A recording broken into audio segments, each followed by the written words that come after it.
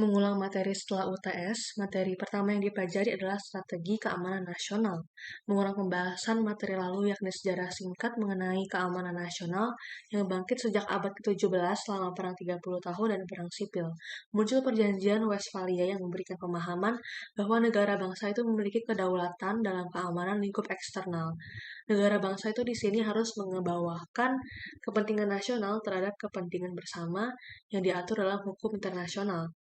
Keamanan nasional itu memberikan perlindungan terhadap negara secara keseluruhan dengan objektif utama adalah melindungi negara dan masyarakatnya dari segala macam ancaman dan juga serangan.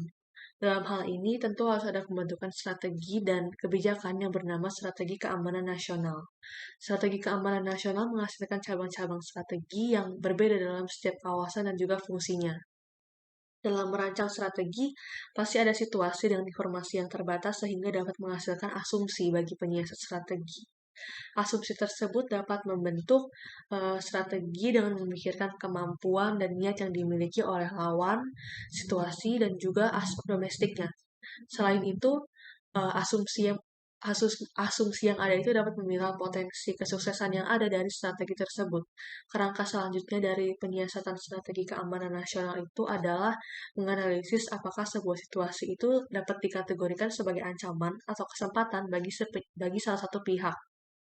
Pembentukan strategi dapat dibicarakan dalam dua konteks, yaitu konteks internasional dan juga domestik, di mana konteks internasional itu meliputi seluruh tindakan, situasi, dan kondisi yang ada di luar negara penyiasat strategi, serta meliputi tindakan dari pemeran asing. Sementara konteks domestik itu meliputi seluruh tindakan, situasi, dan kondisi yang ada di dalam negara penyiasat strategi, serta tindakan dari masyarakatnya. Di atas analisis itu semua, pembentukan strategi itu juga harus memperhatikan kapabilitas yang dimiliki oleh negara. Kapabilitas yang terbatas itu dapat mengurangi opsi dalam pembentukan strategi. Kebijakan dan norma yang berlaku juga bisa menjadi sebuah halangan atau batasan dalam pembentukan strategi. Dalam sebuah strategi, kepentingan nasional, ancaman, dan kesempatan merupakan hal-hal yang tidak dapat luput karena berada di dalam konteks keamanan nasional. Kepentingan nasional itu berfokus kepada keinginan yang dimiliki oleh suatu negara dan cara negara untuk mencapai keinginan tersebut. Kepentingan yang dimiliki itu juga harus dinilai dalam membentuk strategi dengan memberikan evaluasi dari upaya untuk mencapai kepentingan tersebut. Strategi di sini digunakan untuk mengejar dan melindungi kepentingan nasional sambil menganalisis resiko yang ada. Kemudian, seperti yang sudah dipelajari sebelumnya mengenai ancaman, yang membicarakan situasi yang berbahaya bagi kepentingan nasional, penyiasat strategi itu harus bisa menganalisis prioritas ancaman dari yang paling berbahaya sampai yang paling memungkinkan untuk terjadi. Prioritas ini tuh dapat membantu pembentukan strategi yang bisa menangani ancaman yang ada. Terakhir, dalam kesempatan membicarakan situasi yang bisa menjadi kesempatan untuk mencapai kepentingan nasional, pada dasarnya strategi keamanan nasional itu kan membicarakan tentang aliansi dan juga interaksi suatu negara, yang dimana hal ini tuh berorientasi kepada kesempatan. Keamanan nasional yang diupayakan melalui strategi keamanan nasional itu harusnya juga bisa berdampak pada kesejahteraan, keamanan, keselamatan, dan juga kebebasan dari masyarakat yang ada di dalam negara itu sendiri. Materi selanjutnya itu adalah grand strategy yang secara penggunaannya itu digunakan oleh setiap pemimpin negara, baik itu pemimpin politik dan juga pemimpin militer. Untuk mendefinisikan grand strategy yaitu sebuah taktik untuk mengkoordinasi sumber daya dalam peperangan dan militer. Grand strategy itu meregulasikan distribusi kekuatan yang ada di dalam suatu negara yang menjadi instrumen dalam strategi tersebut. Grand strategy itu di sini berperan sebagai objek politik dari peperangan. Pembahasan grand strategi itu berkorelasi dengan keamanan nasional seperti yang sudah dipelajari juga pada materi sebelumnya. Keamanan nasional ini merupakan elaborasi turunan dari national values, di mana setiap bangsa itu pasti memiliki kepentingan yang berbeda. Misalnya ada negara yang punya kepentingannya itu untuk survival atau bertahan, dan juga negara yang punya kepentingannya itu tanahnya, yaitu eksistensi keberadaan fisik dari negaranya itu sendiri. Kepentingan nasional itu diformulasikan oleh negara bangsa. Keamanan nasional membicarakan instrumen yang digunakan oleh negara, yaitu instrumen militer, informasi, diplomasi, dan juga ekonomi. Fokus utama dalam keamanan nasional di sini itu adalah realisme, di mana negara itu didahulukan dan harus bisa mencapai mempertahankan diri dari potensi ancaman. Keempat instrumen yang disebutkan sebelumnya itu dapat diturunkan lagi ke dalam instrumen yang lain yang berbeda dalam suatu negara. Dari sini kesimpulan tentang keamanan nasional yaitu keamanan nasional ada untuk mencapai tujuan politik dari negara bangsa yang diartikulasikan oleh berbagai macam pihak. Hal ini merupakan manifestasi kepentingan nasional untuk mengamankan negara menggunakan grand strategy. Materi masih dalam materi grand strategy itu menggunakan konsep ends, ways, dan means. Strategi di sini itu dikatakan sebagai sebuah seni dan ilmu yang berisi tentang kreativitas, visi, misi, dan harapan dengan esensinya adalah usaha terbaik yang dilakukan oleh masyarakat untuk menciptakan masa depan dari negaranya.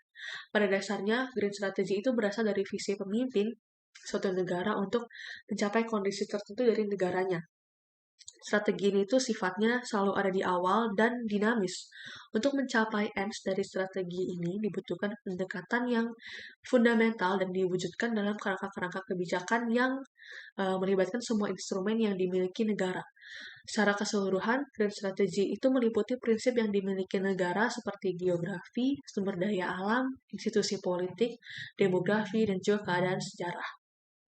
Perencanaan grand strategi itu diputuskan dengan mencapai konsensus dari pemerintahan yang akan mengimplementasikan strategi tersebut. Berlanjut pada materi selanjutnya yaitu human security, di mana human security ini itu sifatnya berorientasi kepada kehidupan manusia. Human security itu sifatnya universal, saling berinterdependensi, dan fokus utamanya itu manusia. Human security ini ada untuk memberikan rasa aman kepada manusia dari ancaman yang sifatnya kronis, seperti kelaparan, penyakit, represi, dan hal-hal yang menghalangi kehidupan sehari-hari manusia. Cakupan dalam human security ini ada economic security, food security, health security, political security, personal security, dan hal-hal lainnya yang berhubungan secara langsung dengan aspek kehidupan masyarakat. Secara global, human security ini merupakan tantangan karena adanya ancaman antar negara akibat dari tindakan yang bahkan dilakukan oleh masyarakat itu sendiri. Contoh sederhana itu seperti drug trafficking. Tindakan seperti itu dapat menyebabkan konflik lain yang berdampak pada kehidupan sehari-hari dari manusia. Butuh sebuah kebijakan nasional yang dikoordinasikan oleh negara-negara secara internasional. Human security itu bisa diperjuangkan dengan membentuk indikator untuk tindakan preventif seperti mengidentifikasi potensi ancaman dan juga mengintegrasikan lingkungan sosial. Selain koordinasi dunia secara global untuk menyelaraskan human security, perlu ada tanggung jawab pemerintah dalam suatu negara untuk mengontrol tindakan dan komunitas yang ada di dalam negara. Pemerintah di sini itu harus melaksanakan kebijakan di mana negara itu memberikan pelayanan yang menunjang aspek kehidupan masyarakat, di mana masyarakat itu bisa mengalami pertumbuhan dan juga menciptakan kesempatan bagi masyarakat untuk bertumbuh. Masyarakat di sini juga jadinya bisa ikut terlibat secara langsung dalam kebijakan dengan tujuan itu mensejahterakan kehidupan masyarakat. Semua orang di sini harus dapat memenuhi kewajiban dan hak dalam aspek yang sama, agar bisa memiliki rasa aman dari ancaman yang menghalangi tindakan hidup sehari-hari mereka.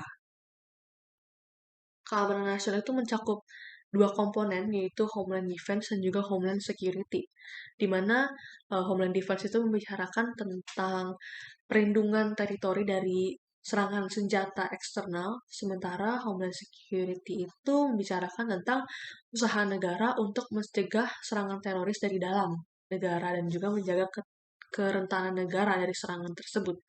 Sejarah singkat mengenai Homeland Security di Amerika, Homeland Security itu dipertahankan dalam cara yang tradisional setelah Perang Dingin. Dalam upaya menjaga Homeland Security-nya, masih ada kegagalan dari Amerika karena kurangnya koordinasi strategi oleh pemerintah, kesalahan pola pikir untuk mencegah tindakan terorisme, kurangnya sumber daya dan juga teknologi, serta kurangnya transparansi dalam informasi. Kejadian 9/11 itu menunjukkan bahwa Amerika masih memiliki celah dalam upaya keamanan nasional, yaitu celah antara penegakan hukum dan juga external defense. Pasca itu dibentuklah Homeland Security untuk menjaga keamanan dalam negeri. Homeland Security mencakup bentuk-bentuk keamanan lain karena memiliki esensi yang sama sebenarnya, yaitu untuk mengamankan negara dan kehidupan masyarakatnya. Dalam upaya Homeland Security, tentara itu merupakan instrumen yang penting karena ancaman terbesar dalam Homeland Security itu meliputi laju dari darat, laut, dan juga udara.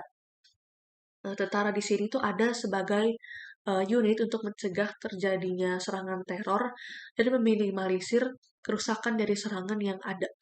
Strategi di dalam Homeland Security ini adalah memobilisasi dan mengorganisir kekuatan negara dengan semua unit negara itu bekerja dalam menjaga keamanan perbatasan dan transportasi, terorisme domestik, dan kejahatan cyber. Kesimpulannya di sini, Homeland Security itu merupakan tanggung jawab semua pihak dalam negara untuk menjaga keamanan negara. Materi selanjutnya itu adalah National Defense Strategy atau Strategi Pertahanan Nasional yang merupakan uh, pembentukan teori dari cakupan materi sebelumnya, yaitu strategi keamanan nasional, grand strategy, dan juga military strategy. National defense itu diinstitusionalisasikan oleh negara bangsa yang berisikan oleh manusia. Agar bisa mencapai sebuah tujuan, maka negara itu harus mengejar value. Dan untuk mengejar value, maka negara harus memiliki kemampuan yang dapat dikatakan sebagai sebuah strategi dari negara tersebut. Jika mengkaji materi-materi sebelumnya tentang human security, maka ada tatanan sosial yang disebut law and order, dan di atas law and order itu ada homeland security. Kemudian di atasnya lagi itu adalah ada homeland defense. Homeland defense itu diterapkan ketika terjadi perang, sementara national defense itu digunakan dalam fokus subunit militer untuk mengamankan negara, tapi bukan dalam konteks perang. National defense itu ada untuk menangkal, bukan menyerang, dan unit militer di sini itu digunakan pada masa krisis maupun damai. Dalam kajian national defense ini muncul istilah irregular warfare yang berbicara tentang legitimasi orang-orang yang memilih karena dipengaruhi oleh persepsi. Di sini contohnya pemimpin itu dapat terpilih karena ada influence kepada pemilihnya. Hal ini dapat dikatakan sebagai berperang dengan cara yang irregular. Irregular warfare itu dilakukan oleh pihak yang lebih lemah dalam hal kemampuannya. Materi selanjutnya itu adalah tentang cyber security, di mana konsep keamanan ini muncul akibat adanya ancaman terhadap cyber security. Hal ini dimulai sejak era perkembangan digital dan teknologi yang merambat kepada tindakan dari para aktor. Beberapa contoh dari tindakan kriminal cyber itu seperti peretasan data, pemalsuan informasi, digital disruption, dan juga aktivitas ilegal lainnya. Selain hal-hal yang sudah disebutkan ini, terbatasnya akses dan juga pembangunan infrastruktur untuk menangkal ancaman dan ancaman digital dan teknologi itu juga menjadi sebuah tantangan. Bahkan bagi negara demokrasi, tingkat cyber security itu akan terus menjadi suatu hal yang diperbincangkan karena adanya potensi gerakan ekstremis dan separatis. Pemerintah di sini harus bisa melihat cyber security sebagai suatu hal yang terkonstruksi beserta dengan penggunanya yang harus memiliki hikmat dalam menggunakan teknologi. Perlu diketahui bahwa pelaku cyber security itu selalu mencari celah untuk menyerang tanpa peduli kepada siapa atau di mana mereka melakukan penyerangan. Selanjutnya materi terakhir dari semester ini itu adalah terorisme, yang secara definisi itu adalah tindakan kekerasan yang digerakkan dalam berbagai elemen seperti politik, ekonomi, sosial, dan ideologi. Tindakan terorisme itu pasti selalu menggunakan senjata kepada siapapun masyarakat sipil dengan tujuannya itu untuk mencapai tujuan politik. Bahkan tindakan terorisme itu terkadang digunakan untuk memberi suatu pesan dari satu pihak kepada pihak tertentu, tapi melibatkan kekerasan kepada masyarakat sipil. Salah satu contoh tindakan terorisme di Indonesia itu adalah kekerasan politik yang dilakukan oleh kaum Islamis yang menolak demokrasi dan juga pluralisme di Indonesia. Tindakan seperti ini ditujukan untuk struktur dalam suatu negara atau untuk musuh politiknya, tapi secara garis besar ditargetkan kepada masyarakat publik. Tindakan terorisme itu didorong oleh faktor psikologis dan tentunya tindakan ini tidak ada legitimasinya atau legalitasnya secara internasional. Terorisme itu merupakan sebuah pola yang mana apabila tidak ada kebijakan dan strategi yang sesuai untuk mengatasinya, maka pola terorisme ini akan tersebut terulang. Maka itu jika kembali membicarakan tentang strategi-strategi yang ada yang ditetapkan dalam keamanan nasional, setiap strategi itu harus diperbaharui dan disesuaikan dengan keadaan negara agar bisa diterapkan oleh setiap negara dan dapat mencapai keamanan kolektif bagi setiap pihak yang ada. Terima kasih.